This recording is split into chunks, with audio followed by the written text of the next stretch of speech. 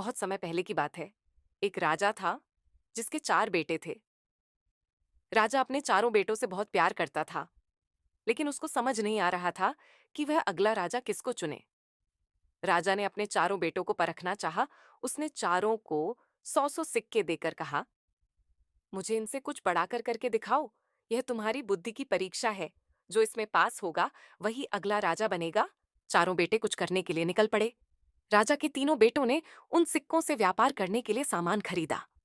चौथा बेटा जब बाजार से गुजर रहा था, तब उसने एक आदमी की आवाज सुनी जो जोर जोर से चिल्लाकर कह रहा था कि आओ और मुझसे जिंदगी के लिए 6 सबक ले जाओ।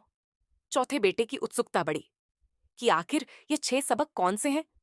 उसने 100 सिक्के उस आदमी को दे दिए और उससे यह पर्चा खरीद लिया, जिसमें 6 जिंदगी के सबक थे। पहला सबक था होत का बाप। नंबर 2 ना होत की माँ। नंबर 3 नफे की बहन।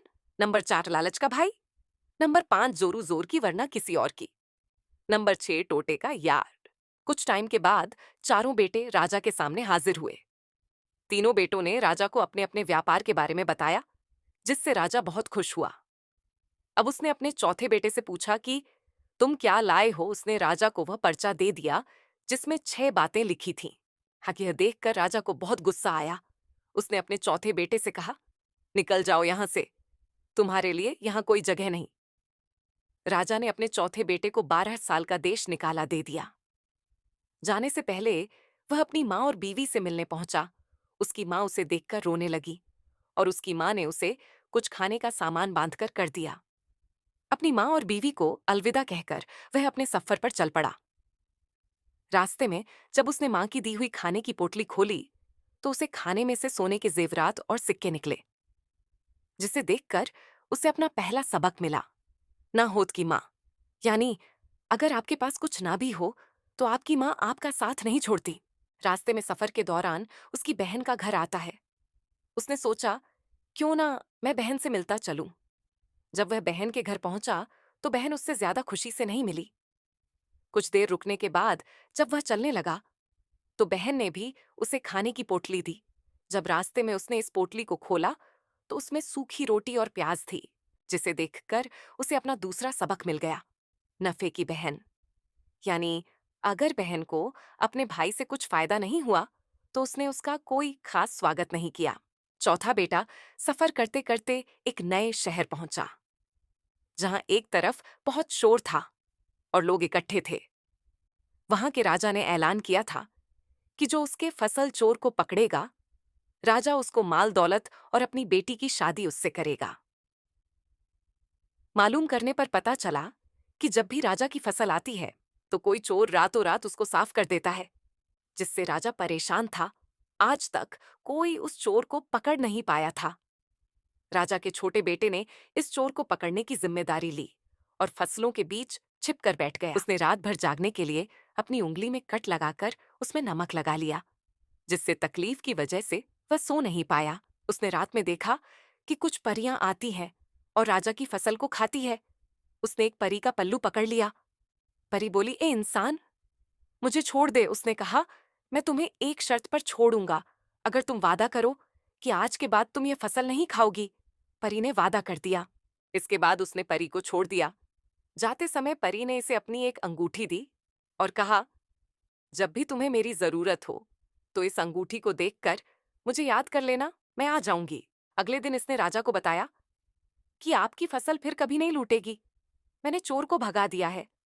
राजा कहता है, जब तक मुझे यकीन नहीं हो जाता तुम्हें यही रुकना होगा।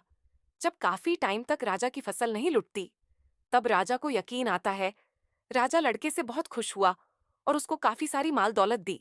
राजा उससे कहता है कि वह अपनी बेटी का स्वयंवर करेगा, जिसके गले में वह माला डालेगी, वह उसी से उसकी शादी करेगा और यह स्वयंवर 3 दिन तक हो। कुछ टाइम के बाद राजा अपनी बेटी का स्वयंवर करता है, जिसमें दूर दूर से बड़े राजघरानों के राजकुमार आते हैं। राजा का छोटा बेटा यहाँ पर गरीब बनकर घोड़ों को साफ करने लगता है और जब कोई राजकुमार वहां से गुजरा तो उससे अनजान बनकर पूछता कि साहब कहाँ जा रहे हो, यहाँ क्या हो रहा है। जिस पर सभी राजकुमार उसको भला बुरा सुनाते कि तू एक नौकर है, अपने काम पर ध्यान दे। जब सब लोग चले जाते हैं तो उसने परी की दी हुई अंगूठी को देखकर परी को याद किया, परी हाजिर होकर बोली, बोलो कैसे याद किया और तुम्हें क्या चाहिए? वह कहता है, मुझे एक खूबसूरत घोड़ा और लाल पोशाक चाहिए। जिसके बाद परी रहती है, ठीक है। इसके बाद वह घोड़े पर बैठकर खूबसूरत लाल पोशाक पहनकर जब महल में पहुंचता है तो हर कोई उसे देखकर हैरान हो जाता है।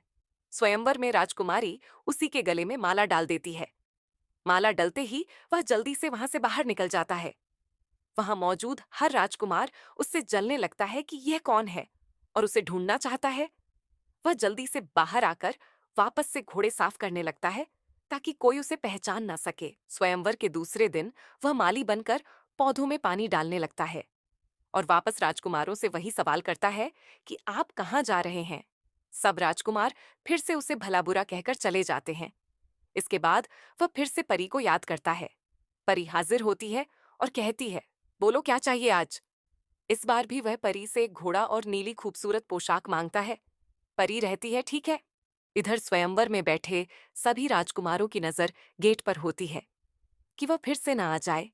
जैसे ही राजकुमारी माला डालने वाली होती है, तभी वह घोड़े पर बैठकर नीली पोशाक पहनकर पहुंच जाता है।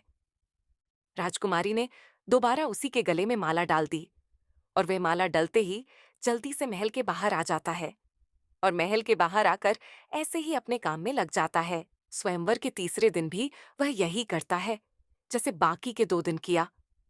गरीब बनकर बैठ गया और जब सब अंदर चले गए तब उसने परी को याद किया। इस बार उसने परी से सफेद और सुनहरी पोशाक मांगी जो पिछली 2 पोशाकों से भी ज्यादा खूबसूरत थी। परी ने कहा, ठीक है। इसके बाद वह घोड़े पर बैठ